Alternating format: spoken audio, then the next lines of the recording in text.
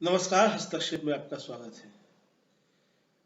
Chief justice of India DY Chandrachud ने DM के नेता के पोन्मुडी को मंत्रिमंडल में शामिल नहीं किए जाने पर तमिलनाडु के गवर्नर आर एन रवि को कड़ी फटकार लगाई है। सीजीआई ने कहा कि राज्यपाल सुप्रीम कोर्ट की अवहेलना कर रहे हैं।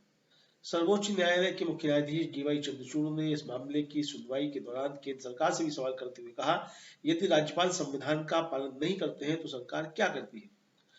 दरअसल तमिलनाडु के मुख्यमंत्री एम.के. स्टालिन की सिफारिश के बावजूद राज्यपाल ने पोन्मुडी को फिर से मंत्रिमंडल में शामिल करने को लेकर मंजूरी देने से इनकार कर दिया है।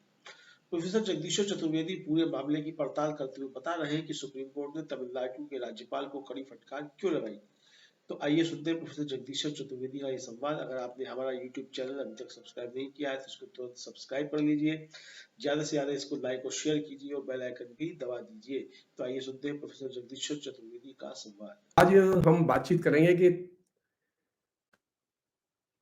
तमिलनाडु के जो राज्यपाल हैं आर एन रवि, वो आर एन रवि को सुप्रीम कोर्ट के चीफ जस्टिस ने खासतौर पर क्यों फटकार लगाई।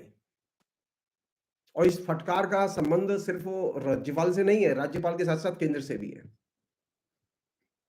और जब राज्यपाल को फटकार लगती है तो वो सीधे फटकार जो है केंद्र की शिखर पर लगती है। आप सब लोग जानते हैं कि तमिलनाडु के एक विधायक के पोन्मुडी के खिलाफ में मद्रास हाई कोर्ट ने एक जजमेंट दिया और उस जजमेंट के तहत उनकी विधायकी चली गई और इसके चलते वो विधायक पद से तो वंचित किए ही गए, वो मंत्री पद से भी वंचित किए गए। वो सुप्रीम कोर्ट आए और सुप्रीम कोर्ट ने हाई कोर्ट के ऑर्डर पर स्थगन आदेश जारी कर दिया। हाई कोर्ट ने जब सुप्रीम कोर्ट ने स्थगन आदेश जारी किया तो उसके बाद में तमिलनाडु की स्टालिन सरकार ने के पोन्मुडी को पुनः मंत्री बनाए जाने की सिफारिश की। तो राज्यपाल ने एक तरह से उनकी इस सिफारिश को मानने से मना कर दिया और रोक दिया इस प्रस्ताव को। इसके खिलाफ में तमिलनाडु की सरकार तुरंत फिर सुप्रीम कोर्ट गई और सुप्रीम कोर्ट में सुनवाई के दौरान चीफ जस्टिस ने जो कहा वो बहुत ही महत्वपूर्ण है और वो उससे पता चलता है कि पार्लियामेंट के इलेक्शन सामने है, लेकिन नरेंद्र मोदी का राज्यों के अधिकारों पर और राज्यों की स्वायत्तता पर हमले करना बंद नहीं हुआ है। और लेटेस्ट है ये तमिलनाडु का मसला। चीफ जस्टिस डीवाई चंद्रचूड़ ने राज्यपाल के आचरण पर सख्त टिप्पणी करते हुए केंद्र से कहा, अगर राज्यपाल संविधान का पालन नहीं करते हैं तो सरकार क्या कर रही है। नरेंद्र मोदी के पास में कोई जवाब नहीं है कि सरकार क्या कर रही है।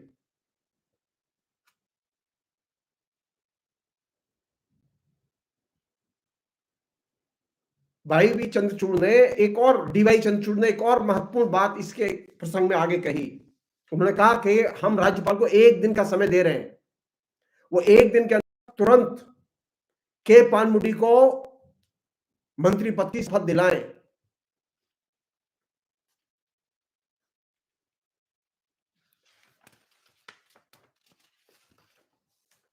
और अब तक जो राज्यपाल ने किया इस प्रसंग में वो गलत। सुप्रीम कोर्ट ने राज्यपाल के कदम को गलत करार देते हुए कड़ी फटकार लगाई राज्यपाल को। चीफ जस्टिस ने कहा, कोर्ट, ये जो मैं आपसे बात कर रहा हूं ये एनडीटीवी ने बाकायदा रिपोर्ट किया है, सरकारी भोपू। चीफ जस्टिस ने कहा, कोर्ट, अगर हम कल आपकी बात नहीं सुनते हैं तो हम राज्यपाल को संविधान के अनुसार कार्य करने के निर्देश का आदेश पारित करेंगे। हम तमिलनाडु के राज्यपाल और उनके व्यवहार को लेकर गंभीर रूप से चिंतित हैं। यानी संविधान के जो प्रतीक चिन्ह माने जाते हैं राज्यपाल, वे जिस तरह की हरकतें कर रहे हैं उसके लेके चीफ जस्टिस ऑफ इंडिया गंभीर चिंताएं व्यक्त कर रहे हैं। उन्होंने कहा, हम आंखें खुली रखे हैं और कल हम फैसला करेंगे हम गंभीर रूप से चिंतित हैं। उन्होंने यह भी कहा कि राज्यपाल सर्वोच्च न्यायालय की अवहेलना कर रहे हैं। चीफ जस्टिस ने आगे कहा, व्यक्ति या मंत्री के बारे में मेरा दृष्टिकोण अलग हो सकता है, लेकिन हमें संवैधानिक कानून के अनुसार चलना होगा। मुख्यमंत्री कहते हैं कि हम इस व्यक्ति को नियुक्त करना चाहते हैं, तो राज्यपाल को संसदीय लोकतंत्र के हिस्से के रूप में काम करना चाहिए। वे राज्य के औपचारिक प्रमुख है, औपचारिक प्रमुख है। यहां राज्यपाल हालत यह है कि राज्यपाल राज्य सरकारों को काम नहीं करने दे रहे। अनेक जगह ये घटनाएं घट रही हैं और तमिलनाडु उसका क्लासिक लेटेस्ट उदाहरण है। आपको याद दिलाएं कि कुछ महीने पहले कई विधेयक राज्यपाल ने रोक लिए थे तमिलनाडु सरकार के, जिनके खिलाफ में राज्य सरकार सुप्रीम कोर्ट गई। यह चीज एक संकेत दे रही है कि नरेंद्र मोदी की सरकार के रहते हुए राज्यों की स्वायत्तता, राज्यों की सरकार की स्वायत्तता, उनके अधिकार जो संविधान में लिखित अधिकार हैं, वे खतरे में हैं। और ये जो टिप्पणी है चीफ जस्टिस की तमिलनाडु के राज्यपाल के खिलाफ, ये गंभीर टिप्पणी है। एक और चीज, इलेक्शन की घोषणा हो चुकी है, कोड ऑफ कंडक्ट की घोषणा हो चुकी है, और इस इलेक्शन और कोड ऑफ कंडक्ट की घोषणा के बीच में तमिलनाडु से जो एक एमपी है, जो कि मोदी की सरकार में मिनिस्टर है, नाम है शोभा करांदजले, उनके खिलाफ में मदुरई पुलिस ने एफआईआर दर्ज की है और ईसी ने, इलेक्शन कमीशन ने निर्देश किया है उनके खिलाफ में कार्रवाई करने का। और किस बात पर कार्रवाई करने का निर्देश दिया है? केंद्रीय मंत्री है नरेंद्र मोदी की सरकार में, इलेक्शन के टाइम पर पीक आवर्स में जब आचार संहिता लागू हो चुकी है, वह व्यक्ति दो समुदायों के बीच में नफरत या टकराव पैदा करने वाले बयान दे रहा है। आपके सामने गंभीर चुनौती है। ये चुनाव सामान्य चुनाव नहीं है, ये गंभीर चुनौती है।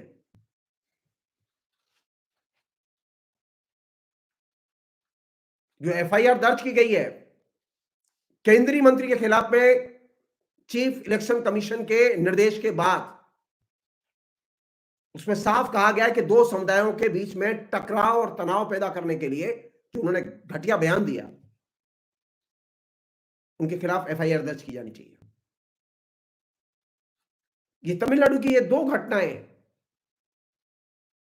एक तरफ भड़काऊ भाषण, समुदाय विशेष के खिलाफ भाषण, और दूसरी तरफ राज्यपाल के द्वारा राज्य की सरकार के खिलाफ में खुल्लम खुल्ला संविधान का दुरुपयोग और संवैधानिक पद का दुरुपयोग, जिसको लेके चीफ जस्टिस ने फटकार लगाई है।